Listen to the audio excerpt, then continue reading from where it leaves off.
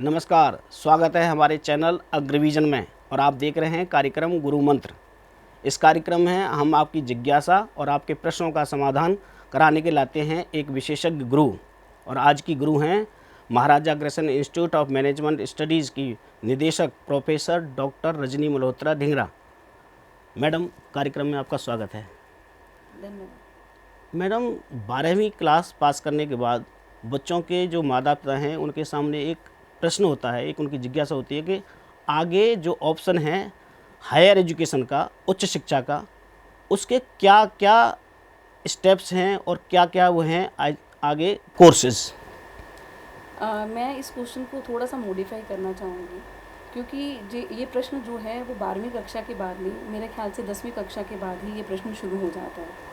और उसी के हिसाब से ही सबसे पहले ये चयन किया जाता है कि हमें कॉमर्स फील्ड लेना है, साइंस फील्ड लेना है या ह्यूमैनिटीज़ लेना है। तो कुछ बच्चे थोड़े से कंफ्यूज रहते हैं और अपने पेरेंट्स भी कुछ कंफ्यूज रहते हैं, तो सबसे पहले वो प्रेफर करते हैं साइंस कोर्स को। और उसके बाद अगर वो साइंस में बच्चा नहीं चल पाता तो वो कॉमर्स की फील्ड को ऑप्ट करते हैं। और लास्ट जो ऑप्शन है वो रहता है ह्यूमैनिटीज़ का। लेकिन क्योंकि वो शुरू से कंफ्यूज्ड हैं, इसीलिए जब वो अपना 12th भी पास कर लेते हैं तो ये रहता है कि क्या हम इंजीनियरिंग की तरफ में जाएं, या कई बच्चे अपनी बिल्कुल स्ट्रीम चेंज करके दोबारा से कॉमर्स में आना चाहते हैं, और कुछ तो बिल्कुल ही उसको चेंज करके या तो प्रोफेशनल लॉ कोर्स में आ जाते हैं या कहीं ह्यूमैनिटीज़ करते हैं। तो इसके लिए मेरे ख्याल से सबसे उचित प्रश्न ये है, उचित जो रहेगा मेरा आंसर, कि हमें जो 10th के बाद बच्चों की थोड़ी सी काउंसलिंग करवा देनी चाहिए, ताकि एक बार हमें उनका इंटरेस्ट पता लग जाए कि हमारे बच्चे जो हैं वो किस दिशा में जाना चाहते हैं। हमें माँ बाप को अपना प्रेशर उन पे ना डाल के, अपनी चॉइसेस उनके ऊपर ना डाल के, उनको एक ऑप्शन देना चाहिए कि जिसमें उनका इंटरेस्ट है उसी फील्ड में उन्हें आगे बढ़ने देना चाहिए। जैसे आपने कहा कि ह्यूमैनिटीज़ के जो कोर्सेज हैं, देखा जाता है कि कैरियर में उसकी अपॉर्चुनिटीज़ थोड़ा कम हैं और इंजीनियरिंग में ज़्यादा हैं। क्या मानते हैं आप इसमें? देखिए, जहाँ तक कि इंजीनियरिंग की हम बात करते हैं उसमें ऑप्शंस ज़्यादा नहीं हैं, लेकिन मैं बोलूँगी कि एक कोर्स कंप्लीट करने पे आपके पास अपॉर्चुनिटी आ जाती है, आपकी जो एमएनसी में प्लेसमेंट हो जाता है। तो ये एक प्लस पॉइंट जो है इंजीनियरिंग और साइंस कोर्सेज़ में है। लेकिन ह्यूमैनिटीज़ में ही आजकल कुछ भी पीछे नहीं है। अगर आप डेडिकेशन में ह्यूमैनिटीज़ में काम करते हो, तो चाहे वो बीए इको ऑनर्स है या आपका प्रोफेशनल कोर्सेज़ हो गए, बीजीएमसी है, हमारा कानून का जो सिलेबस है, उसमें अगर आप बच्चा आगे पढ़ता है तो बहुत एक्सेल करता है। इजी मनी तो नहीं है, यहाँ पे थोड़ा सा मेहनत करनी पड़ती है, लेकिन इस बच्चे में, इस प्रोफेशन में भी अगर डेडिकेशन के साथ सफलता प्राप्त की जा सकती है। लेकिन जैसे आपने कहा कि ह्यूमैनिटीज़ में भी आप कैरियर बना के अपॉर्चुनिटियाँ बना सकते हैं, कैसे लें इसमें कोर्स? जैसे एंट्रेंस एग्ज़ाम होता है, किस तरह से उसकी तैयारी करें? 12वीं तक का अगर बच्चा अच्छी तरह से पढ़ लेता है, और एनसीईआरटी, क्योंकि आजकल हम सीयूईटी से गवर्न हैं, तो अगर 12th तक की जो एनसीईआरटी की बुक्स अच्छी तरह से बच्चा पढ़ता है, तो मुझे नहीं लगता कि उसको कोई भी मुश्किल आती है सीयूईटी टेस्ट को क्लियर करने में, क्योंकि जो सीयूईटी का पेपर है वो 12th की बुक्स के ही बेसिस पे है। लेकिन एक जो बात खलती है कि कहीं ना कहीं जब अंग्रेज़ी की बात आती है तो उसमें हम थोड़ा डीप लेवल में चले जाते हैं। तो कई बार मैंने सुना है बच्चों से कि उनको अंग्रेज़ी के पेपर में थोड़ी सी दिक्कत आती है, और जीए, क्योंकि हमारे में जर्नल स्टडीज़ को ध्यान में नहीं रखा जाता। 12th में हम बड़े फोकस्ड होके या तो साइंस पढ़ते हैं या कॉमर्स फील्ड पढ़ते हैं, तो हम कहीं ना कहीं जर्नल स्टडीज़ पे कॉम्प्रोमाइज़ करते हैं। और सीयूईटी में कई कोर्सेज़ में जर्नल स्टडीज़ भी एक इम्पॉर्टेंट रोल प्ले करता है। तो ये कुछ जो विषय हैं जो हमें सोचने को मजबूर करते हैं कि कहीं ना कहीं जब हम नई एजुकेशन पॉलिसी की बात करते हैं तो जर्नल स्टडीज़ भी उतनी ही इम्पॉर्टेंट रहे 12th तक जितनी की बाकी पढ़ाई रहती है। प्रवेश परीक्षा पास करने के बाद बच्चों के सामने रहता है कि अच्छा कॉलेज कैसे चुनें, क्या है उसका मापदंड, उसका क्या है क्राइटेरिया, जिससे बच्चा उस अच्छा कॉलेज चुने। उसकी इंफ्रास्ट्रक्चर होना चाहिए, फैसिलिटी होनी चाहिए, फैकल्टी होनी चाहिए, या प्लेसमेंट। देखिए, इस प्रश्न का उत्तर एक हाँ या ना में नहीं हो सकता, क्योंकि आज के समय में ये सब चीज़ें बहुत इंपॉर्टेंट रोल प्ले करती हैं। प्लेसमेंट डिफ़ाइन करता है कि वहाँ की फ़ैकल्टी कैसी है, हमने उनको किस तरह से तैयार किया है। तो प्लेसमेंट के साथ साथ फैकल्टी जुड़ी है, और फैकल्टी के साथ साथ इंफ्रास्ट्रक्चर जुड़ा है, और इंफ्रास्ट्रक्चर भी अच्छा होना चाहिए, फैकल्टी भी अच्छी होनी चाहिए और उसका जो आउटकम है वो हमें प्लेसमेंट में दिखाई देता है।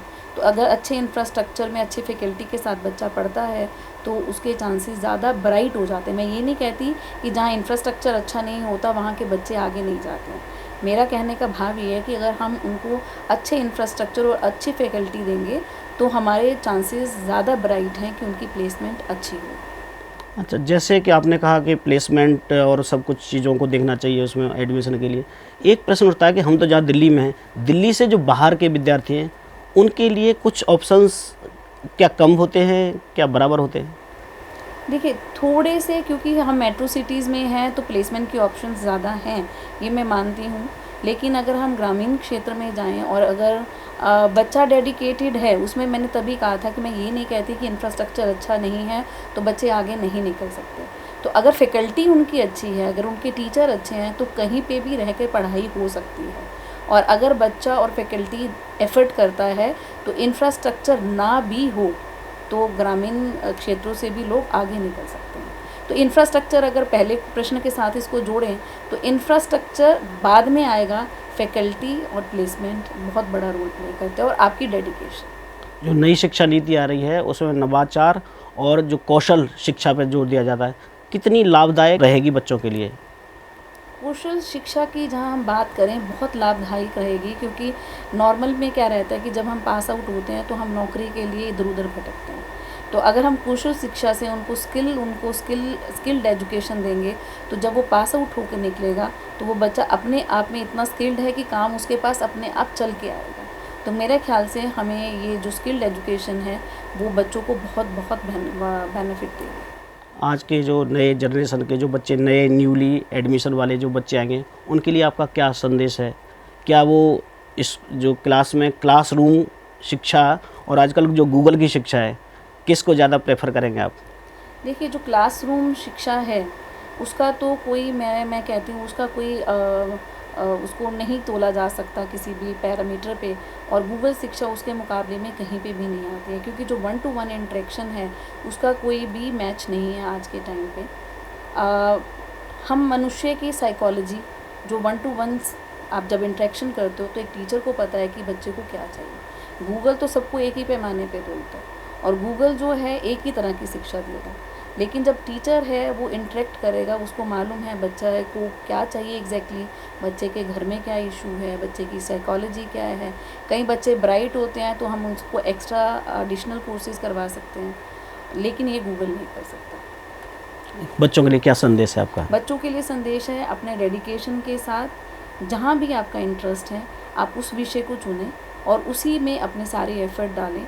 जो आपके टीचर्स आपको एडिशनल बताते हैं आप उसको फॉलो कीजिए और यकीनन आपको सफलता प्राप्त हो। तो ये थी आज की एक्सपर्ट गुरु प्रोफेसर डॉक्टर रजनी मल्होत्रा ढींगरा, जो समाधान कर रही थी आपकी समस्याओं का और आपके प्रश्नों का। तो आप देखते रहिए हमारा चैनल अग्रविजन, इसको सब्सक्राइब कीजिए, शेयर कीजिए और लाइक कीजिए। धन्यवाद। अगले कार्यक्रम के साथ ऐसा ही एक नया विषय के साथ हम दोबारा उपस्थित होंगे। नमस्कार।